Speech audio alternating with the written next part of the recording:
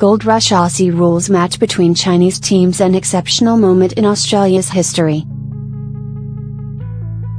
Lu Tuang is not your average 20-year-old Australian rules footballer. He grew up in the southern Chinese city of Dongguan, in Guangdong province, and only has basic English language skills, but his passion and commitment to playing and growing the game at home are unwavering. Since first engaging with Australian football in 2014, I fell in love with it and I've been playing it since, Mr. Lu said. I was a curious boy and I loved sports, so that's how I got involved. The star player of the Dongguan Blues is in Australia to learn more about the sport and to develop his skills. Mr. Lu arrived in Melbourne earlier this month, and will spend 3 months in Australia playing with the Monash Blues Football Club. His first game with the club is this weekend.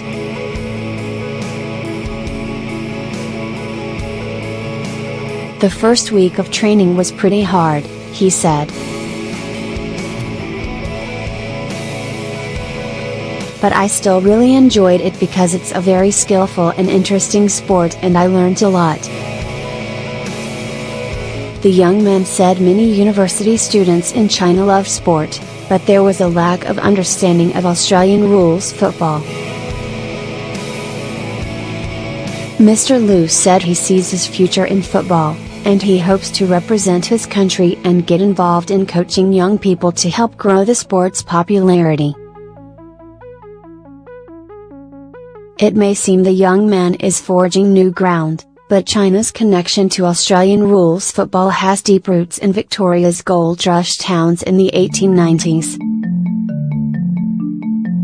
More than 120 years after Chinese teams played football in front of a crowd of thousands in regional Ballarat, there is a push to harness that history to help navigate a cultural exchange between the two countries. The Forgotten Chinese Football Premiership.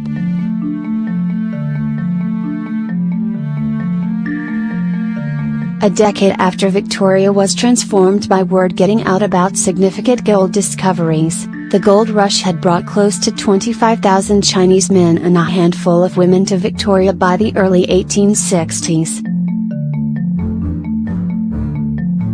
As the end of the 19th century neared, large Chinese populations remained in towns such as Ballarat and Bendigo.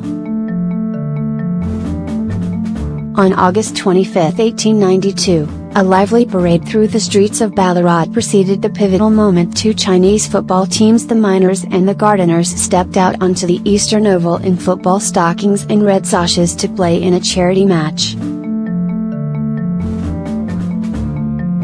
The day after the match, the Evening Star newspaper described the game as a brilliant success with about 5,000 spectators.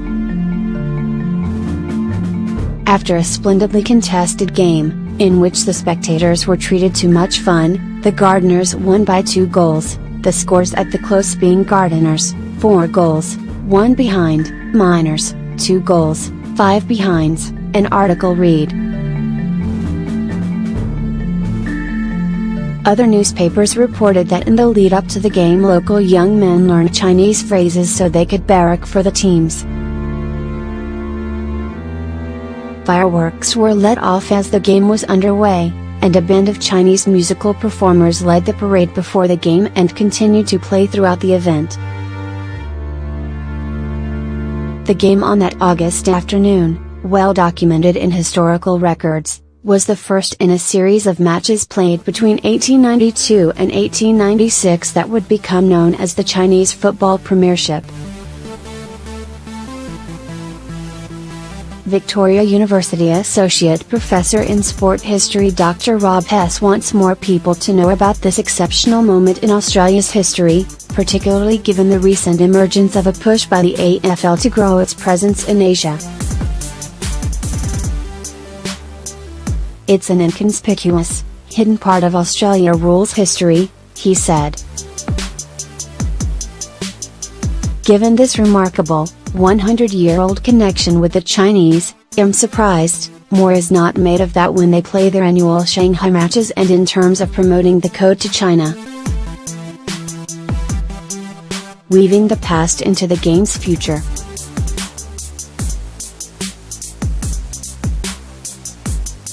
Mr. Liu has had his heart set on playing at the game at the highest level in his home country since he first started playing Australian rules football with the Dongguan Blues Football Club in 2014.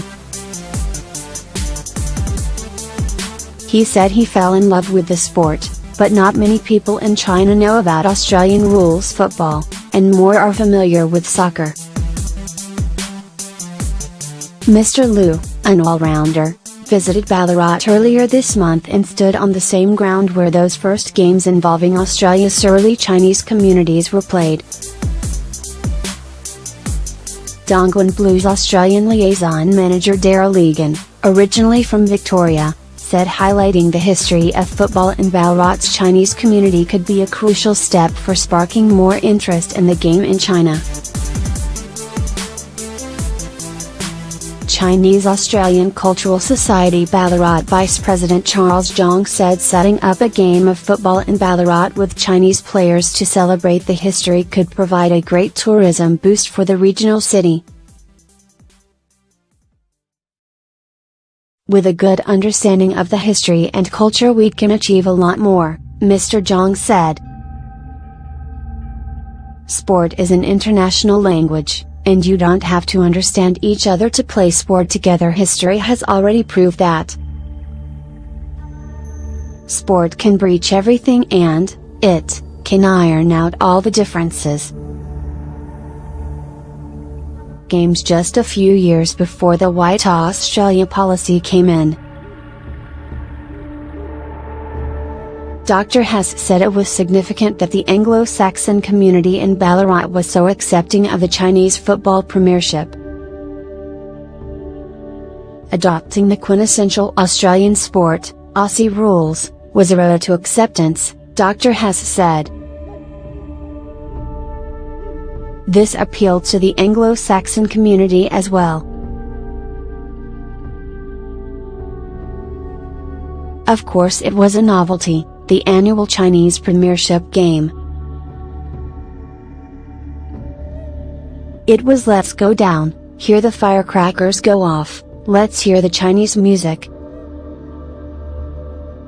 It helped normalize them, the Chinese community, in a way.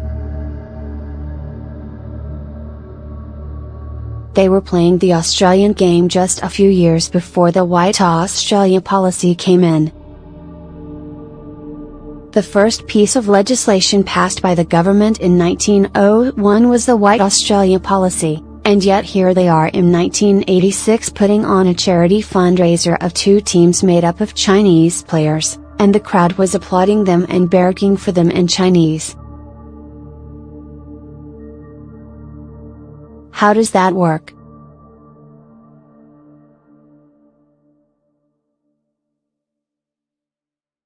Dr. Hess said despite newspaper articles and book chapters being published telling the story of the games, most Australians do not know it.